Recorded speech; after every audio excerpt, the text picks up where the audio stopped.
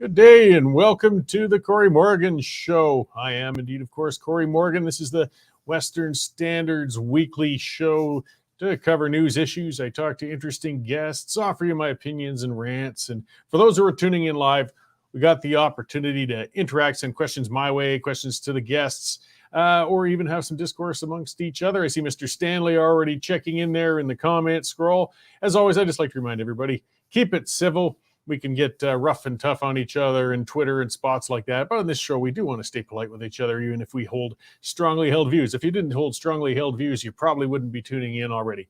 And boy, there's just so much to cover these days. It's exhausting. You know, in summertime, I had to sit and scratch my head and wonder what to write about week by week or what to talk about because things get a little slow and so on. Right now, it's just a matter of trying to pare it down to the few subjects that I can cover in this period of time we have together. So I'll get right to it. Good to see you there checking in there, Jake, out in BC. So yeah, I've got some things to go on about as well. I got a guest coming on a little while, Dr. Robert Dickson. We're going to talk about water fluoridation. Yeah, this is a subject that just keeps coming and going and coming and going. There's plebiscites, it's on, it's off. It looks like Calgary is moving back into it soon. And some people, including Dr. Dickson, have some serious concerns about it. So we'll chat about that and look at some of the issues going on with that subject. I mean, I got to admit, I get more inclined to saying, I just wish it'd be over and leave it in the background. But obviously, a lot of people are still seriously concerned about it. And if they're concerned about it, it's their water, and they should have the right to talk about it and express those concerns on what might be happening with that going into the water supplies. All right, but I'm going to go on the national scene here for a bit and what's got me going right now. So we got Justin Trudeau. He's on the political ropes, and Jagmeet Singh knows it. So Singh's calling for a new tax to pilfer the profits of Western Canadian energy companies, and he won't have to twist Trudeau's arm all that hard to get it. Now, heat pumps. Yes, they've become the environmentalist flavor of the week. Well, it's kind of hard to say why. I mean, heat pumps have been around for decades. But they never really came into popular use because they don't work very well in most Canadian regions, and they cost a fortune. Even with a $5,000 rebates from the taxpayers on those things that have been around for a while, not many people are taking up heat pumps. They're a lot like solar panels on homes. They offer a supplemental source of energy, but really aren't economical for most people, at least not yet at this point. The technology might get better later, but it's not here yet. I mean, insurance companies won't cover homes with heat pumps if that's the only form of heat in the household. They know that the pumps are likely to fail during cold snaps, and then, of course, you get the ruptured water pipes and freezing, and it causes catastrophic damage. So you still end up having to pay for gas service and maintain a furnace on top of paying for a heat pump. I mean, if you're with gas to begin with, and that pump could cost you $10,000 to $15,000 to install, and suddenly it just doesn't look all that appealing, does it? Not to mention, heat pumps use a whole pile of electricity. They're sort of like reverse air conditioners, and home owners can look forward to a spike in their electric bills, even if there's a modest decrease in their gas heating costs if they switched over, or whatever other source of heat they used. All the same, to be fair, they offer one option among many for home heating and cooling. Some people in moderate climates have said they work really well for them for some air conditioning and heat. But we're not in a moderate climate. That's the problem. But either way, hey, if it works for you, good for you. I have no issue with that choice. The problem comes when the government taxes me, though, to pay for somebody else's heat pump. Then I have a problem. Because like electric vehicles, people aren't inclined to buy these heat pumps without huge subsidies. Also, you know, the subsidies are going to have to be massive to encourage large numbers of people to invest in systems that just don't work well for them. So why have we got this sudden big push for these pumps? Well, Trudeau recently stepped in it. Nothing new. He cut the carbon tax for home heating for people in Atlantic provinces who use heating oil. It was a crass move to try and buy electoral love from the East Coast, and it blew up in his face. In a bizarre attempt to justify the move, Trudeau said it was to encourage people using heating oil to switch to heat pumps. Now, how would making it cheaper to use heating oil, how would that encourage people to move away from heating oil in the first place? It's a mystery only Trudeau could understand. Still, this move brought heat pumps, which had previously been a seldom used heating option into Canada, into the spotlight. And it fits in with the environmental obsession of making everybody move to electric forms of energy, despite the lack of electric infrastructure being in place to make it feasible. It also ignores the fact that much of the electric power in Canada still comes from coal and natural gas. But again, we understand it's virtue signaling. It's not about reality or the environment. Jagmeet Singh knows people aren't willing to invest in heat pumps. So like a good socialist, he feels the government should do so on the people's behalf, even though it's our money. The costs to convert every home to heat pumps would run into the hundreds of billions of dollars. At least that's according to Western Standard energy writer Sean Polzer. You can look that up on there. Even if houses that were already just on pure electric heat were excluded from that, the costs would be astronomical. Now, Singh might be economically witless, but he does know the government doesn't happen to have a couple $100 billion laying around. That's why he's proposed stealing the money from energy companies with what he's, of course, calling a windfall tax. You don't hear about those taxes when oil was near $10 or $5 a barrel, of course. And never mind the reality that even if the government stole every penny from the energy company profits, they'd barely get over $40 billion. Never mind that the companies would flee Canada in such a circumstance, and never mind how it would decimate the pension funds and savings of Canadians. Singh sees a target, and in his simplistic economic world, he would just propose nationalizing energy companies if they didn't cooperate anyways. I mean, it worked like a charm in Venezuela, didn't it? While I doubt the government would be so bold as to scoop the entire profits of energy companies, it's very believable they would make a large grab for them. Trudeau's floundering, and Singh is a slave to a socialist ideology. Neither party has anything to lose in enraging the prairie provinces. The policies of the government don't make sense because the government isn't even trying to make sense anymore. Trudeau's throwing everything he has at the wall in hopes of somehow turning about his plummeting political support. And Jagmeet Singh is working to take advantage of the government's weakness. Get ready for it, folks. Get ready for the National Energy Program Part 2 as the Liberals hit the wall. Because the Liberals and NDP won't be able to restrain themselves for much longer. And Justin would be more than happy to join in with Singh and try and do to Alberta what his dada failed to do the first time with the National Energy Program. Be on guard, guys. Singh's calling for it, and Trudeau will be listening soon. All right, that's what's got me wound up today. Let's see what else can get me pissed off and worked up, and talk to our news editor, Dave Naylor, and see what else is going on there. Hey, Dave, how's it going? It's going great, Cory, but just a quick story to tell our viewers and listeners out of the UCP convention in Calgary, 3,700 delegates on the weekend. We were attending a session on Friday afternoon, and it was packed, and a nice lady asked if she didn't mind sitting at the media table. And I said, sure. And then when she found out there was a whole bunch of Western Standard people there, she just lit up and said, oh, I love what you guys do. I read all your stuff. I watch all your shows. But more importantly, I just love that Cory Morgan guy. Just love him. So, of course, we all rolled our eyes, and you weren't there. But I ran into her the next day, and she said that she was able to meet you. And standing by you on the convention floor, it was like you were a rock star. People kept coming up to you. Oh, Cory, you're so great. Oh, Cory, you're so great. I happened to notice they were all women. So, I mean, holy cow, you hit it out of the ballpark, Cory, on the weekend. I seem to have a distinct reader demographic. I mean, for the most part, the women tend to be a little of our vintage as well. We're not talking about the young ladies throwing their panties. This is more like the retired ones throwing their depends. But I still appreciate people coming to show their appreciation of my show and my writings. It was pretty interesting at the AGM. Yeah, and there's nothing wrong with people of our vintage, Cory. Come on. No, not at all. Not at all. So it's been a very busy morning here at Western Standard World headquarters, led off by the, as promised, UCP dismantling of Alberta Health Services. It's a massive undertaking, very complicated, but basically they're going to take everything, all responsibilities away from AHS except for hospitals, acute care. They're setting up special bureaus, bureaucracies to run things like mental health and addiction, seniors care. So it's going to be a very interesting few years ahead for AHS, or what's left of it. And as you know, Cory, the Premier Smith campaigned on that very issue of blowing up AHS. Rebecca Schultz is mocking her good friend Stephen Guilbeault for failing to meet emissions targets. The report was out yesterday from a federal watchdog that said the Liberals are failing miserably to meet emissions targets. Our best friend of the Western Standard, Gil McGowan, and NDP leader Rachel Notley is chiming in with their disgust over the fact that Premier Smith will be sharing the stage with Tucker Carlson at an event in Calgary in the new year. And I understand tickets are selling like hotcakes. So if you did want to go, you better get yours quickly. The London Cenotaph down in Whitehall in London is being closed to the public this Sunday for the big Armistice Day celebrations. Authorities fear that an expected march of tens of thousands of pro-Hamas supporters would try and disrupt the Remembrance Day ceremonies. So police are blocking off all roads leading to the cenotaph and will not allow the public anywhere near it.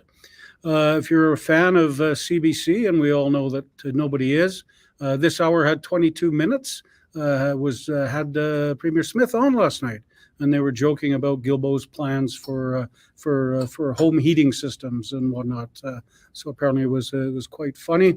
And what else is worth mentioning? Oh, I don't know if you cook with olive oil at all, Cory, but apparently that is now shot up in price to whereas a barrel of olive oil is 15 times more expensive than a barrel of crude oil. So that's interesting. Our Sean Polzer has all the details of that are up there now. So that's what we've got for now, Cory. I understand I'll be joining you on the pipeline tonight. So I look forward to that.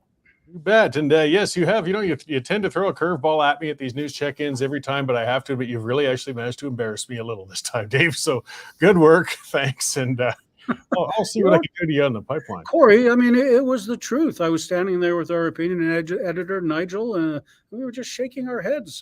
Steady stream of women coming up and saying how great you are. I felt embarrassed for you, to be honest. All right. Okay. Thanks, Dave. I'll see you after the show. We'll get ready for the pipeline. Thanks, Cory. Yeah, that is our news editor, Dave Naylor, covering the important things and the trivial, as we saw from the UCP AGM. So this one I like to remind everybody, too. I mean, look at all those stories. And if you look at it on the scroll, the Western Standard is out there on the ground. We are not beholden to the government. We're independent. And the reason for that is because you guys have subscribed. So I know people like to curse about paywalls, but it's the way we can keep doing this. If you haven't taken out a subscription yet, get on there, guys. westernstandard.news/membership. It's $10 a month, $100 for a year. Again, it's just like you used to pay for a newspaper subscription, things like that. And it keeps us rolling and allows us to keep doing these shows and having all those great reporters and editors out there to make sure that you guys have got good, reliable news out there. So something we're going to be hearing a lot about in the news, probably nationally, because it seems when Danielle Smith does things in Alberta, it tends to shake things up across the country these days, because she's unlike a lot of other premiers in taking on things that are typically taboo.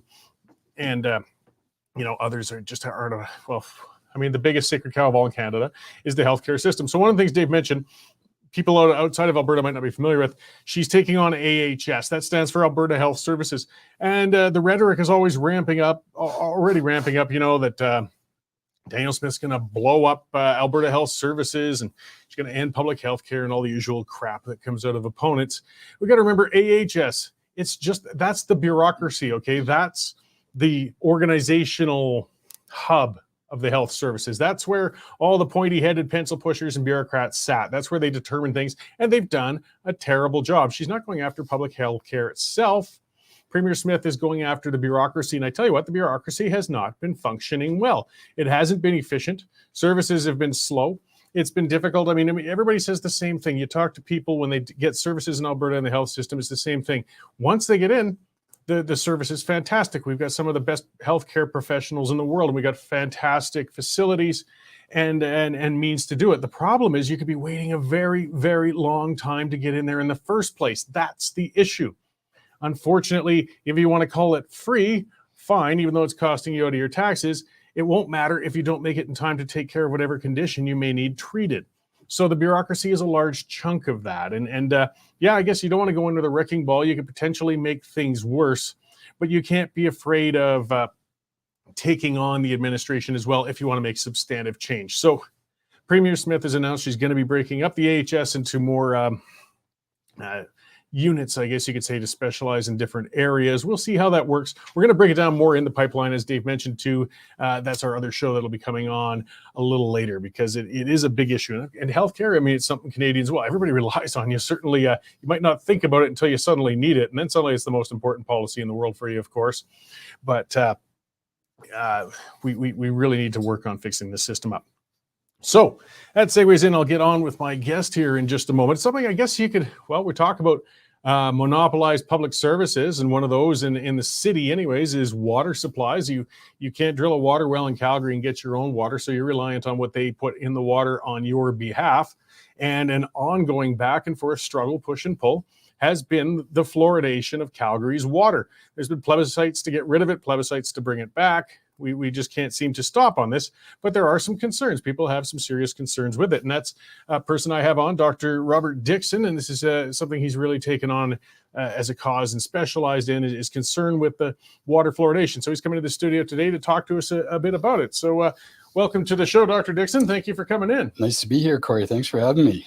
No problem. So I guess where I want to start with is why now? Is there something coming up then in City Hall or a turning point that's approaching when it comes to the water fluoridation? Well, I'd like to think so because they just raised the cost of putting fluoridation back in our city water from $10 million of taxpayers' money. That was 2 years ago when they passed this law, this policy. It's now $28 million. So I think that's a very significant point to be brought up before council, amongst other things. Yeah, and you're going to go into the other things right away here. But I mean, that's one of the areas that people could be concerned about too. I mean, we had it in before, and of course, in the typical manner of government bureaucracies, boy, it suddenly gets expensive to bring something back that we already had in the first place. So the first place this is of concern is at your pocketbook. Mm-hmm. I suspect your bigger concern, and from what I've looked into, though, is I guess the possible health effects of fluoridation within people's water supplies. Absolutely. Well, at one point, it's not needed for a single body function. People will say, oh, it's a nutrient, it's a vitamin, it's a supplement, it's needed for teeth. It's not needed for a single body function. If Elon Musk took all the fluoride to Mars with him, we'd have a lot better planet. Maybe without him too.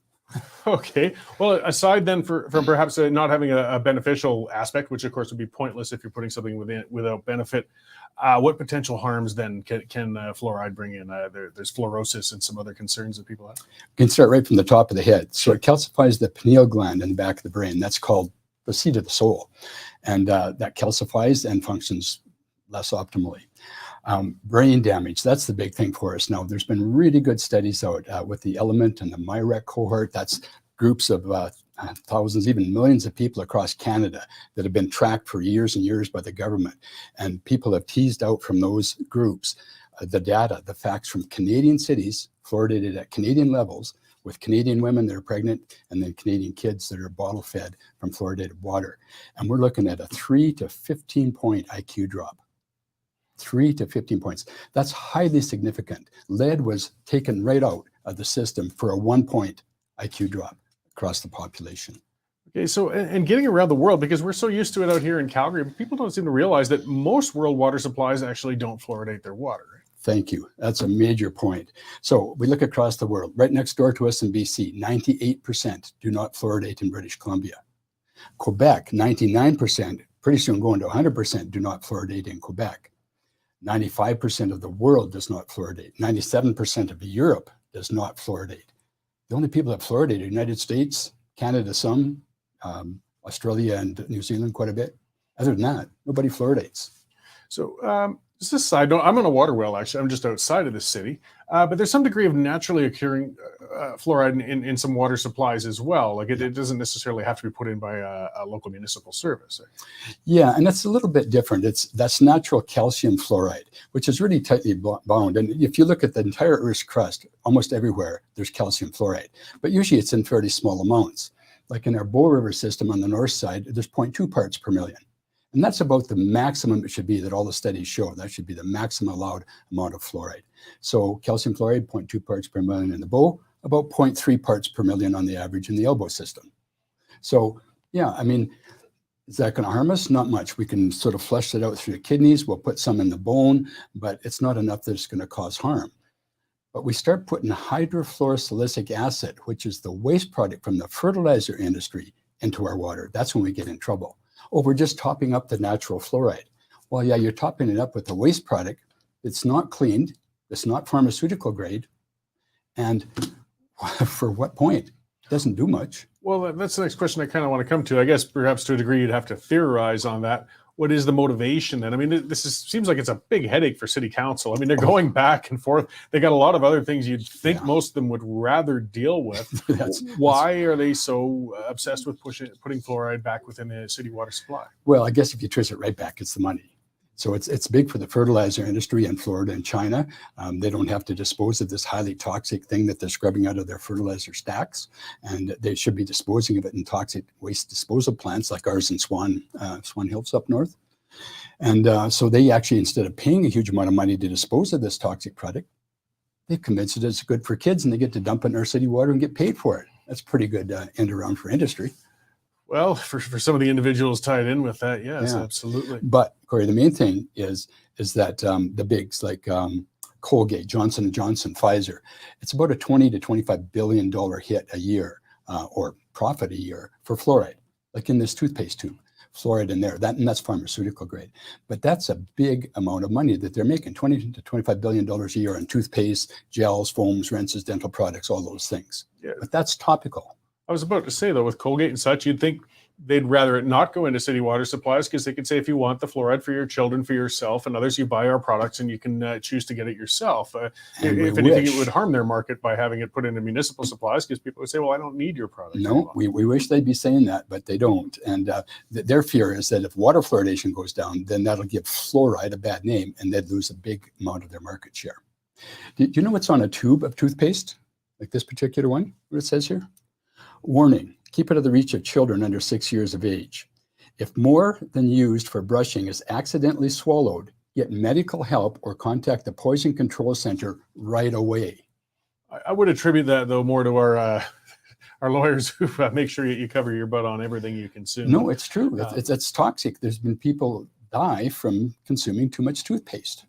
Yeah, there's a lot of products in our bathrooms, though, that if we did consume too much of them, we could get into that is true, but we don't put them in our water and say take as much as you want for the rest of your life. No, and that's where my big issue lands with it in particular. It's just that it's choice, and then you don't have a choice when you have a city water supply. You only have one provider. It's not like you could say, well, I could turn on this fluoridated tap over here and this non-one if I choose otherwise.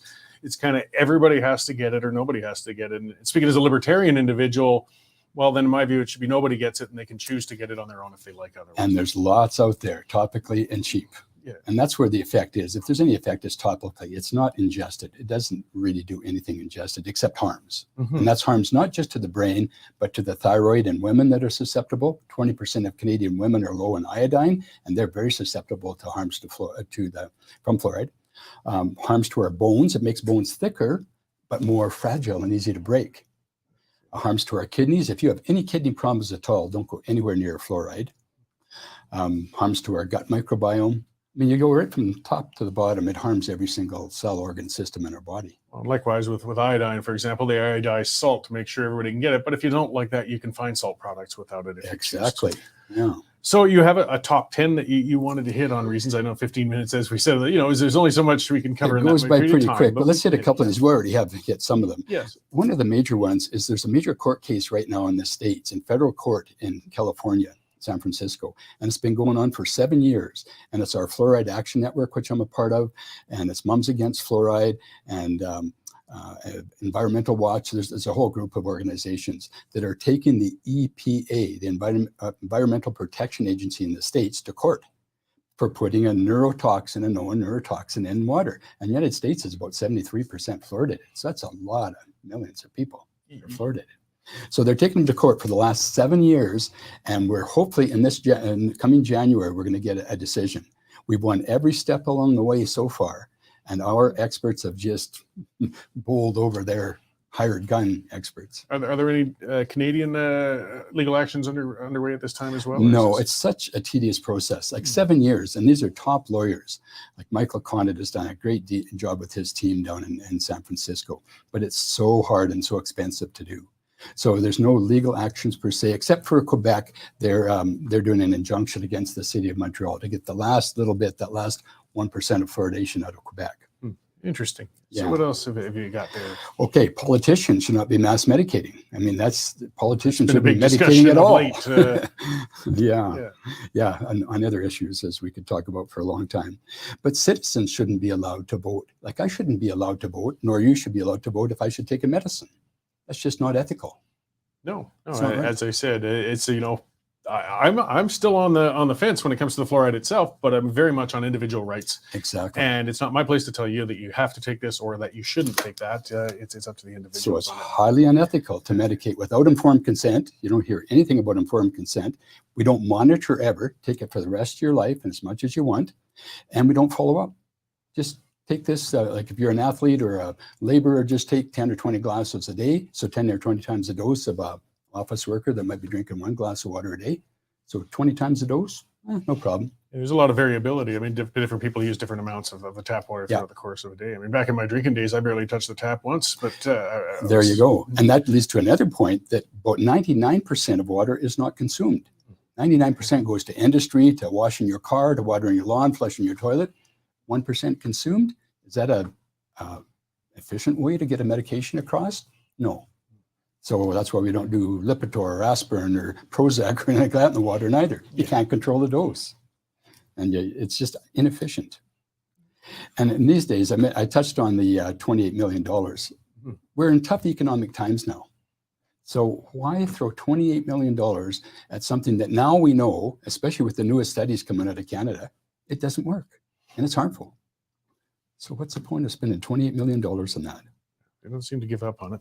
And it's most harmful on children, on babies, the disadvantaged, the poor, people of color. It's most harmful to all those people because they don't process or flush the fluoride the same as we do. Okay, I would imagine as well. I mean, people are going to be less likely to get outside sources of water and things like that if they're of limited means. I mean, you stick to your tap water at home because it's the most cost-effective water for you to use. Yeah. So, what does it cost for a reverse osmosis system now? I don't even know these days. I know my whole water system at home on my water well costs a fortune to treat, and I don't think that would take fluoride out even if it was in there in the first place. But not sure what you have for a system, but if you buy a reverse osmosis system, which is one of the only things that'll take fluoride out because it's such a tiny aggressive ion, like your normal fridge filters won't take it out, won't touch it. So reverse osmosis will, and then you have to remineralize it because you lose all the minerals with reverse osmosis.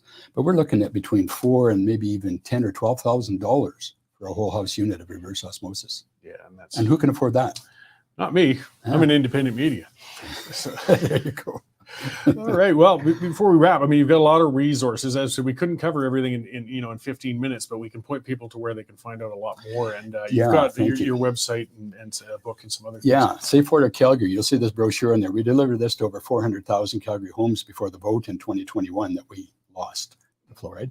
So yeah, this one here is on our website, safewatercalgary.com. Very good website, lots of science on there. This fellow, well, I shouldn't say that here. He's a dentist that's against fluoride, and he got taken out by the Alberta Dental Association the day after we put this to 400,000 Calgary homes. Yeah, well, again, we could have a whole different show on the colleges coming down on medical practitioners of all sorts when they have differing views, but that's... If you want to get me back to talk about that, they're trying to take my license away for two things. Yeah, that's a related issue, but on a it's tied together, I guess you could say. Well, one of them, they're trying to take my license away for fluoridation, for my stance against fluoridation. You say I'm practicing outside of my scope of training. And the other one, of course, is to try to keep people healthy during these COVID times. And so I'm advocating for things like meditation and walking and exercise and vitamin D3 and K2. And blasphemy. And they're trying to take my license away for that too. Yeah, it's controversial when we don't allow differences in thought and something of science that changes as much as medical. I mean, we're still learning all the time some of the things that are more effective or less effective. Exactly, yeah. Science has to change. That's what science is. So I just have to say that these are my views, not the views of the College of Physicians and Surgeons. Okay, no problem. And I'm sorry, and you've got a book here with you before I let you go. Oh, thank you. Yeah, this is the best book that's ever been written on fluoride. It's called The Case Against Fluoride, and it's written by my good friend, Dr. James Beck, and also Paul Conant, who's the head of the Fluoride Action Network out in New York, and Dr. Meckling, who's a PhD out of England. And the three of them wrote this in 2010. And it is an excellent, excellent book. It still stands today, despite all the new studies that are out. Like now there's, I think, 77 of the last 85 studies out show neurotoxicity or brain damage. And that's after this book came out. But yeah, if anyone wants to come up to speed, great book. Okay, well, that was a quick 15 minutes. I know we could only cover so much. And just to remind everybody again, that was Safe Calgary. Safewatercalgary.com. Safewatercalgary.com. Excellent. And again, people can research more and, of course, contact your elected officials if you are upset with these things. Thank you. Please do. Contact your city councilors like I did yesterday. I contacted each councilor separately and the mayor and the city clerk. And I'm going to keep doing that until they throw this poison in our water. Okay, well, thank you very much for coming in to talk to us today, Dr. Dickson, about this. And well, I wish you well in your efforts to make sure there's clean water. Thanks for having me, Cory, and for helping get the word out there, because that's what we need. We need education. Absolutely. Not many organizations will publish this. No, afraid not. Okay, thank you. Thank you very much. All right. So yes, that was Dr. Dickson, and as we said, I believe it was Safe Water Calgary. And yeah, as I said, there's differing views, but you can research, you can look it up. There's a lot of information about that out there, and he provides it. And there's counter information. That's fine. The main thing, the main challenge is there's only one water supply. And that's where I get my back up. Look, if there was choices, fine, but this is all or nothing. And that's where we start to run into problems. That's where we ran into problems, of course, when we talk about coercion for vaccination and things like that as well. I wasn't too personally concerned with the COVID vaccine, at least not at first. It kind of reevaluated some things for since, but I was always heavily on, it has to be a choice. Any medical procedure has to be a choice. Medication, procedure, anything like that. So check those things out. I know it's a subject that kind of makes people's eyes roll. It's something we've been hearing about for so long. It just keeps coming, more plebiscites, back, forth, up, down. The bottom line is you're the one who's got to drink that water. And, unless you want to spend all that money on reverse osmosis and things like that, you might want to encourage your city councilors to reevaluate that. Or maybe you really are strongly in favor of it. It goes both ways. That's the way democracy works. I just take issue with, even if it's a minority of people who want the fluoride out, well, they can't escape it because it's a public water supply. And that makes it difficult. I think the only obligation then on the part of a public water supplier should be making sure it's safe, making sure it's clean, keeping of course, E. coli down and some of the more harmful elements, but you can't use it as a medication delivery system. And that's what's happening. It's even if it ostensibly is a good medication, because we are hearing from others saying that cavities in children went up with the removal of the fluoride. I don't know. I mean, maybe, but again, is it the place of the city to put that in the first place? I mean, where will they stop? There's lots of things you can put in the water supply. If I was a real prankster, I'd like to put a bunch of Viagra in the water supply and see how messed things get up for a few days. But I would be charged, of course, with nasty poisoning of people, or at least, causing a lot of sore backs and worn out bed springs. But I mean, the bottom line is water supplies aren't something to be played with. Just need clean, reliable, safe water. And this fluoride hang up, as is pointed out, vast majority of the world doesn't put this in their water. So why are we so insistent on it? Of course, I don't know. They don't necessarily put a lot of it into the water in England too, and look at their teeth. There's a lot of debate to be had on the whole thing. I mean, it could go either way with it. All right, let's see some of the other stuff going on. This is a beauty out of the House of Commons. Everybody's favorite. I think they've mentioned that. Environment Minister Stephen Guilbeault, and he declared he is a proud socialist in the House of Commons the other day. Socialism and communism, they are siblings. They're very close. It's just a matter of degree. It used to be that you'd be ashamed, or at least you're painting yourself into a corner as being on that fringe. And socialism is a fringe, guys. When we got a senior Trudeau minister, though, not afraid to get up and say, hey, and that's his words. He said, I'm a proud socialist. We should be pretty bloody concerned. Venezuela was managed by a proud socialist. It used to be one of the richest Latin American countries in the world. And now it's leading in poverty. They are in the dumps. They got some of the most, well, I was stuck for words. Must be the fluoride talking. Plentiful oil and gas reserves, in Venezuela. They got a great large coastline, fantastic people, good agricultural ability. And they're starving. They're broke. You know how that can happen? Socialism. No economy can safely survive socialism. It's oil and water. You cannot do well under socialism. And we've got a guy who has Justin Trudeau's ear, him and Jagmeet Singh, who's a socialist on the other side, telling him what to do. You better get concerned, guys. This is frightening. I mean, this is not a minor thing going on. Socialism, the nationalization of countries' products. But of course, look what happened with the Trans Mountain Pipeline. Look what they're looking to do with grocers.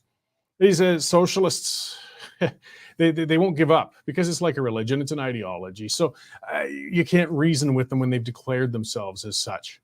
So it didn't make enough news, in my view, when Guilbeault said that. And it's not that shocking. I see Anthony commenting, saying the fact that he was made environment minister when he was an arrested Greenpeace protester tells a lot. I know he was already basically a known lunatic. He was already an extremist. And to have Trudeau put him into such a senior position is of concern. But I mean, he's not even trying to keep the veneer up any longer. He's declaring himself a proud socialist. Some of it also, I don't think so, because it was one thing about Guilbeault. He's a pure ideologue. He's the real thing. Because some might say, well, maybe it's just, political tactics, trying to eat away a little bit back at the NDP because, they're fighting over the same votes. Perhaps, but I don't think so. I don't think Guilbeault thinks in politically nuanced ways. He just does. And he is, when he says he's a socialist, believe him. And when I tell you that socialism will kill the economy, believe me, we have enough examples around the world. It never works. Again, it's just communism light. Unfortunately, when socialism fails, quite often the next move from its proponents isn't to back off of it, it's to double down. When you double down socialism, you get communism. That's how the math works on that, guys. Let's see what else we got going on. Speaking of socialist fools. So CBC, yeah, state broadcaster. And I'll call it that because they are so far up the government's butt and they chafe so much when I refer to them as a state broadcaster. But when you basically do nothing but parrot the government line, you are a state broadcaster, especially when you are getting over $1 billion a year from taxpayers to put out the crap you put out.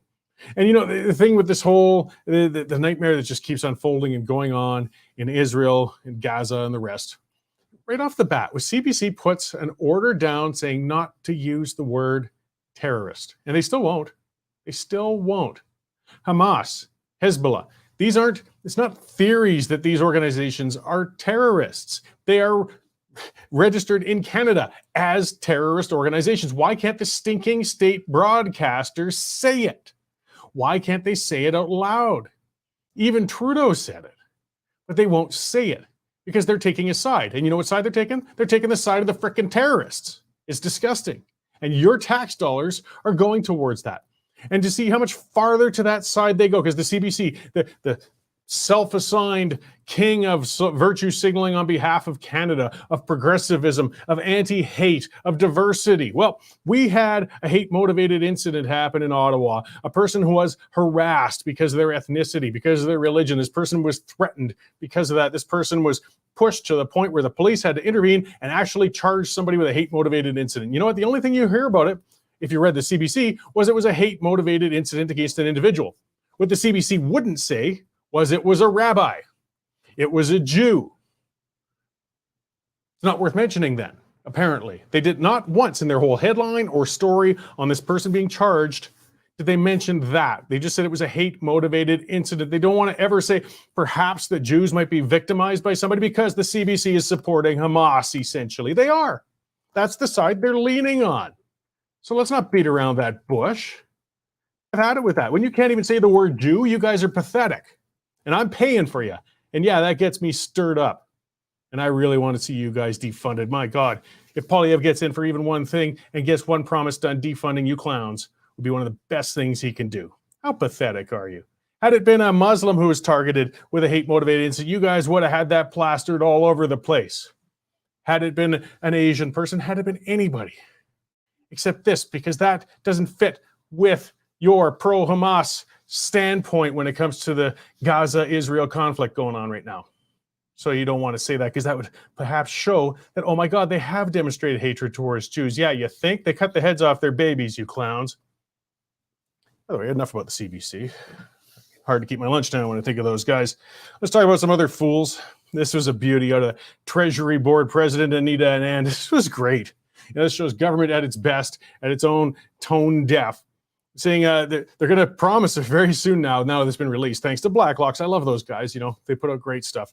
And they're sending, they spent money, $669,500 to hire a consultant for advice on how to save money on consultants. Yeah, that's not a typo. KPMG, which again, boy, they certainly get some really cozy contracts there with the government. But you spent, close to $700,000 on a consultant asking how to save money on consultants.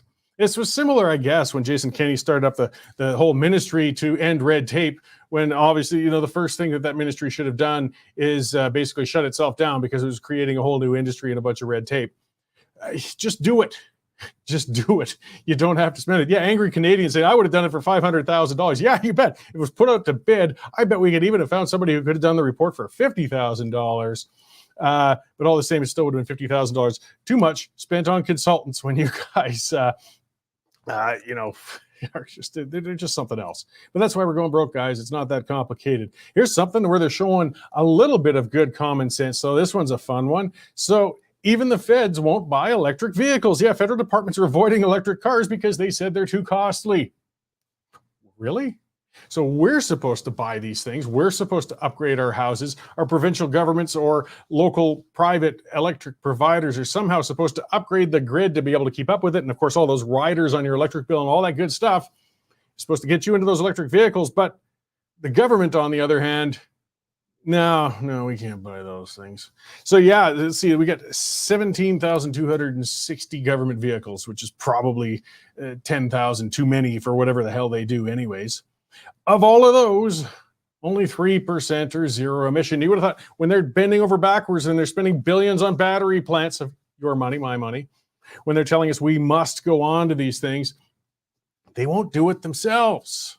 Maybe the bureaucrats don't want to drive an electric car. Don't blame them. Problem is, we've got to pay for them. So yeah, does the government even take their own crap seriously? I don't know.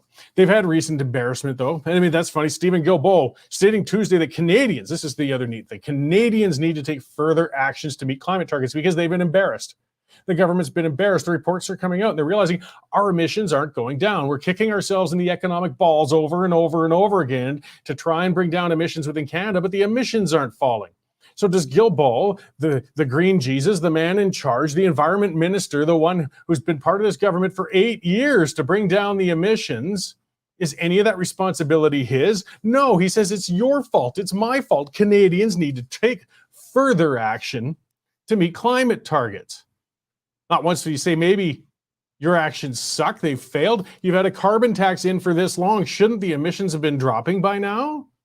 But I mean, the government doesn't care. The carbon tax, if it really mattered, then the government would never have cherry-picked and lifted it on the maritime provinces, would it? I mean, this is too important. The world is at stake. The earth is boiling. We can't reduce carbon taxes. We'll kill everybody. But even the government knows the carbon taxes aren't doing a damn thing except costing us money and putting more money into government coffers to put into stupid programs. But it just gets so insulting when you listen to a clown like Guilbeault, avowed socialist, saying it's Canadians' responsibility. We have to do more. We failed him. Hey, we should send him cards and apologize. I'm sorry, Stephen.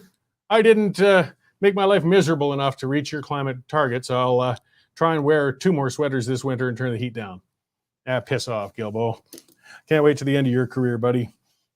Let's see. We'll finish this off with, coming up on January 24th in Calgary. Dave mentioned that. It's made big news. Tucker Carlson's coming to Calgary. He's going to do a sit-down event at the TELUS Convention Center. It's at January 24th. Pretty expensive. I think some of those tickets, you really got to like Tucker Carlson, I guess, if you want to go to it. But a lot of people do. It probably will be a sold-out event. It's going to be moderated by Brett Wilson. Brett's been on the show before, of course. He's always an interesting guy to chat with. And, of course, most controversial of all, Premier Danielle Smith's going to be on there with him. And, of course, yes, the NDP are losing it over that. God, so what? I mean, really? Is that how controversial it gets? She is not even allowed to sit with a person who really is, whether you like him or don't like him, an iconic conservative voice in North America. He left Fox and, they thought that's going to be the end of him. No, actually, he moved on to Twitter, and his shows on Twitter get views in the tens of millions of people. So it's significant, and people want to listen to him. They like hearing what he has to say. Or maybe they don't like hearing what they have to say, but they tune in to hear it. So why is it, though, not allowed? Because that's kind of the point they're making about it. It's not allowed. Smith shouldn't even be sitting down. It's just somebody, they shouldn't be platforming this guy. Guys, he already has a pretty high platform. He's doing quite all right. I don't think Premier Smith is raising him any. He's already got a fan base here, and particularly in the States. That's why the TELUS Convention Center, even at a couple hundred to 500, I think, a seat, is going to fill right up for people wanting to listen to this and go to it. Get over yourselves. You know, the premier is allowed to sit down with influential figures like this at functions that a lot of people will go to. If you don't like it, here's the neat thing. And I threw that out on Twitter just yesterday. The neat thing is you don't have to buy a ticket and go. Yeah, easy as that. You know, you can go up to Edmonton, listen to Gil McGowan go on about something or whatever you want. You don't have to see Tucker Carlson. It's not mandatory. So get over it. It's not a big deal. And yeah, it's just this cancel culture. It really does come down to that. I don't like that point of view. Thus, it should never be exposed. Well, too damn bad. It's going to be. It's probably going to be a great success. I'm going to be stateside over that period of time. I won't be able to attend this. I'm not sure. I'm not so huge on Tucker Carlson that I don't know if I'd spend a couple $100 to see it. That's just me. Obviously, thousands of people will be more than willing to, and it's going to be quite an event. We'll close it out with that, though, guys, and I'll leave it there. Keep watching. I appreciate you coming in to talk to, or listen to me talk to you today. I appreciate the comments, guys. I see lots of them there today. And yeah, watch for the pipeline. It's going to be another good one. I'll be with our opinion editor, Nigel Hannaford, and Dave Naylor, our news editor, and we'll cover a lot more topics in depth. And yeah, keep subscribing to The Standard. We will see you all again next week at this time. Canadian Shooting Sports Association. Without the CSSA, our gun rights would have been taken long ago. These guys are on the front lines helping to draft smart and intelligent firearms regulations and legislation in Canada, and more importantly, educating the public about how we keep guns out of the hands of the wrong people. You've become a member. It's absolutely worth every penny.